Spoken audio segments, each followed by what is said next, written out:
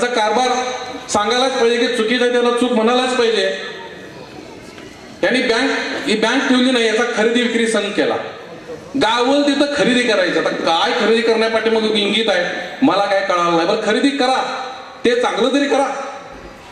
कळी शाखेला जागा खरेदी केली, कुंभी बँकेच्या बाजूला जागा खरेदी केली. ती शाखा आमची कुंभी बँकेच्या, आमच्या बँकेची शाखा कुंभी बँकेच्या शाखेच्या आडाने दिसत पण नाही. 19ला पूर आला, छातीवर पाणी, घातलेले सगळी इन्व्हेस्टमेंट त्या पाण्यात गेली. फर्निचर, UPS, संगणक यासारखा मोठा फटका त्या पुरामुळे बसला. त्याच्या अगोदर आमच्या ते जिथं शाखा होती ती 1400-1500 रुपये भाड्यानं शाखा होती महिन्याला, आणि तिथं कधी पुराचं पाणी आलं नाही मित्र. त्यानंतर यांनी बिडशेडला शाखेसाठी जागा खरेदी केली. इथले काही सभासद जनरल असतील तर 3 जनरलला सलग हा प्रश्न मी विचारलेला होता.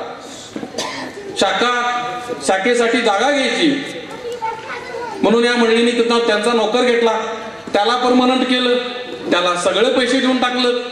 जागा ठरली, ठराविक अंतराची 2 वर्षांच्या ताब्यात आली नाही.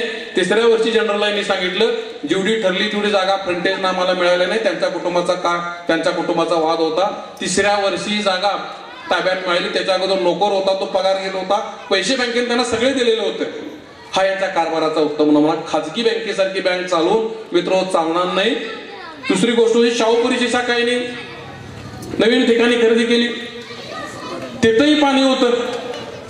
म्हणजे खरेदी करायला गावते म्हणून खरेदी करायचं. थोडक्यात ती बँक खरेदी करावी याच्यासाठी नाहीच आहे.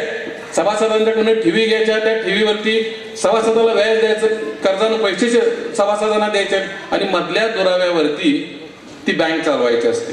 तर मित्रांनो, त्यांच्याकडून जे काही काम व्यवस्थित होताना दिसत नाही. आणखीन एक त्यांनी सांगितलं, त्यांचं भाषण आम्ही युट्यूबला ऐकलं, त्याने असं पण सांगितलं की आम्ही 15% डिव्हिडंड दिला. कधी दिला? शेवटच्या वर्षी दिला. पहिल्या 2 वर्षाच्या कोरोनाच्या काळातला डिव्हिडंड दिला नाही. तो कुठे गेला? तो जर डिव्हिडंड आम्ही त्यामध्ये घातला तर तुम्ही डिव्हिडंड तो 7 किंवा 8% दिला, इतकंच आपल्याला डिव्हिडंड बसतो. फक्त शेवटच्या वर्षी जादा डिव्हिडंड बसत नव्हता तरी सुद्धा तो दिला असं दाखवून सभासदांच्या डोळ्यामध्ये धूळफेक करण्याचं काम या मंडळींनी केलं.